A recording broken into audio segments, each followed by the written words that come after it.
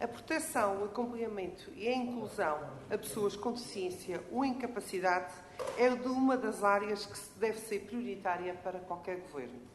A forma como cuidamos estes cidadãos, que por múltiplas razões têm alguma deficiência ou incapacidade, é um reflexo daquilo que somos enquanto sociedade.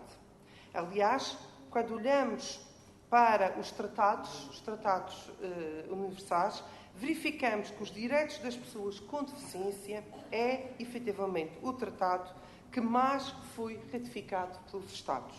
sendo esta uma preocupação global, ou seja, a preocupação da inclusão dos cidadãos com deficiência. Um Estado social em que vivemos tem que obrigatoriamente acautelar devidamente as situações das pessoas que estão, por um ou outro motivo, vulneráveis. Aliás, é precisamente isso que o Governo Regional da Madeira, através das suas políticas, das suas medidas concretas, tem feito. Como todos sabemos, a região é, desde há largos anos, a esta parte, pioneira em muitas matérias na inclusão social, em particular das pessoas com deficiência ou incapacidade, nas áreas da acessibilidade, da participação cívica, da igualdade, do emprego, da educação e formação, da proteção social e da saúde e da não discriminação. Quando falo na questão das acessibilidades, falo num conjunto de medidas que foram tomadas junto de alguns espaços e junto de um conjunto de edifícios para se adaptar a estas pessoas que não têm ou que têm pouca mobilidade. Quando falo em igualdade em emprego, falo num conjunto de programas que existem no Instituto de Emprego e outros a ser criados, que aqui já foi falado, que têm majoração precisamente para as pessoas contratadas. Quando falo em educação e formação, falo no Centro de Formação para Deficientes que temos na nossa região, que para além dessa mesma formação, tem a preocupação de inserir estas mesmas pessoas nas instituições. Estou-me a lembrar que na Madeira existia um conjunto de autarquias que enquadravam nos seus quadros um conjunto de pessoas com deficiência que efetivamente era considerado um sucesso. Desde telefonistas, desde o atendimento ao público, desde um conjunto de funções que eram exercidas por estas pessoas, mostrando sim que havia formação e que havia empenhamento na sua inserção. Saliento desde já e, no fundo, a prova de que esta aposta da inserção e da inclusão e que é muito significativo, saliento desde já uma mudança que não se cingiu à nomenclatura, mas permitiu essencialmente mudar a visão, as mentalidades e atribuir um novo foco das políticas sociais na região, que foi a criação de uma secretaria que tivesse como área central e no seu próprio nome a de inclusão. E, por ser tudo, também a passagem de tudo aquilo que era inclusão, de tudo o que era os centros de atividades ocupacionais, tudo o que era centro de formação, tudo o que no fundo trabalhava com uma faixa etária mais velha dos adultos e que passou para esta Secretaria, saindo sim da educação. É por isso que ainda há pouco aqui ouvimos da parte dos deputados do Partido Socialista que existiam falhas na legislação. Pode não existir uma legislação atualizada, mas estou certa que todos os centros de formação, que o centro de formação, que todo o trabalho é feito, não é alterado nem é prejudicado por não existir essa adaptação, ou seja, passar da Secretaria da Educação para outra mesma Secretaria. No fundo, esta mudança de nome e esta mudança de serviço fez e teve por objetivo demonstrar que a partir da escolaridade obrigatória, que a partir dos 18 anos, o trabalho que tinha que ser feito tinha que ser, sobretudo, um trabalho social e um trabalho de inclusão. Falo e gostaria aqui de anunciar também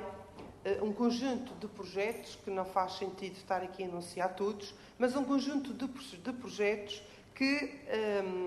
existem, que estão a ser desenvolvidos e que ainda mesmo na semana passada se assinalou o 2º aniversário, que é de facto o Centro de Inclusão da Madeira. O Centro de Inclusão da Madeira, que relembro que é um projeto pioneiro no país, uma infraestrutura que congrega no mesmo espaço diversas respostas direcionadas especialmente à população com deficiência. Também este mesmo centro, e após a sua construção, foi criado um balcão da inclusão. Existe um balcão onde especificamente são atendidas as pessoas e os familiares que têm pessoas com esta deficiência. Também isto coincidiu simultaneamente com uma nova prestação que existe, que é a prestação da inclusão, que é atribuída a todos os cidadãos que tenham deficiência, independentemente da sua situação financeira. Mas é neste centro de atividades, neste centro de inclusão, que existe um centro de atividades ocupacional do Funchal, o Centro de Apoio à Deficiência Profunda, um lar residencial com capacidade de acolher 51 idosos, e relembro que nós somos dos únicos sítios, e foi um dos primeiros sítios, não agora estou certa em que ano, em que foi criado um lar de caridade para idosos com deficiência, e que ali existe um conjunto de respostas para apoiar e para ajudar e, sobretudo, trabalhar as questões de autonomização destas mesmas pessoas com deficiência, mas também existe como suporte familiar.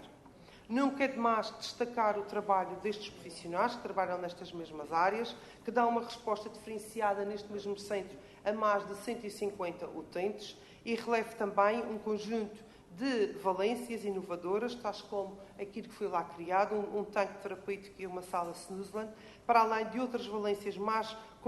convencionais, mas igualmente imprescindíveis, como a terapia ocupacional e o treino da vida diária, que são fundamentais para apoiar estas mesmas pessoas. O Centro de Inclusão da Madeira é assim como quisermos, é assim o que quisermos chamar ou culminar de um longo percurso de inovação na área da proteção da inclusão da pessoa com deficiência ou incapacidade, e que tem sobre tema aquilo que é importante,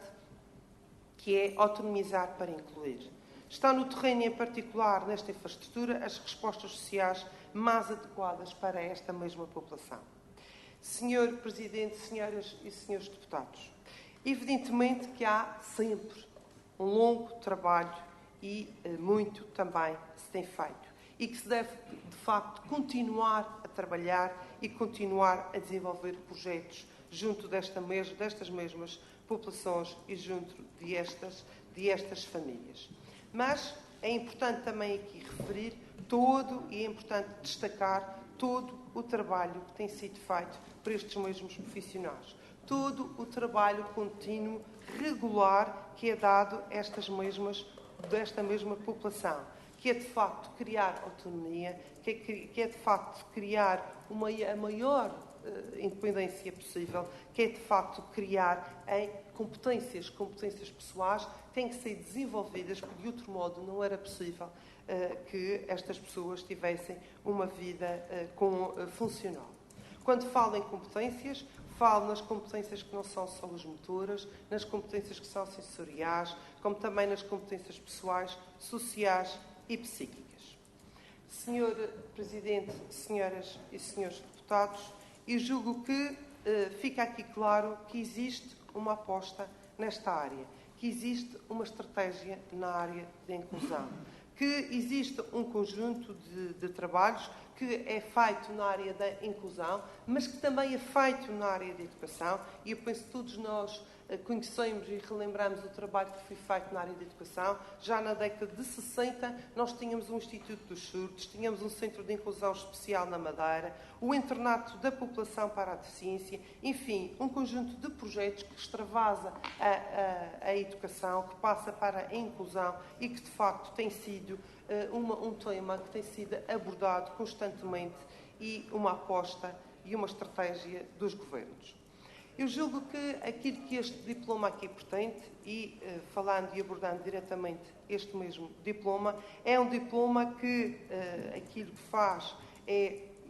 sugerir ao Governo que lance um programa que é um programa nacional, que foi um programa instituído em outubro de 2017 e posteriormente alterado em 2019, e aquilo que se pode dizer sobre o mesmo é que, de facto, para avançar com este tipo de projetos, tem que haver também financiamento. E aquilo que existe a nível nacional foi, de facto, o programa de Portugal 2020, um financiamento específico para que existam candidaturas no âmbito de projetos pilotos a nível nacional. E aquilo que neste momento está a ser feito é precisamente, está a ser contemplado nos trabalhos de preparação do próximo quadro Programa Operacional para a Região, do período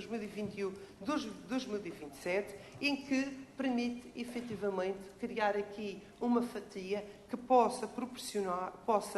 no fundo, permitir é que estes centros de apoio à vida independente, que é onde se materializa o que aí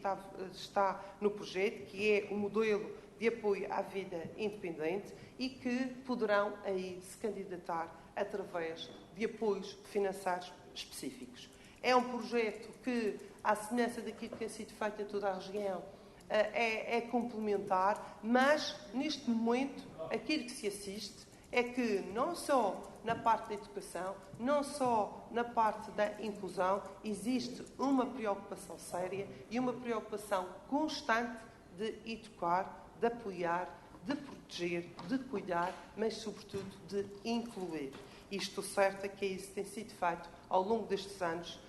quer pela educação especial, chamada educação especial, quer pela inclusão. Muito obrigada.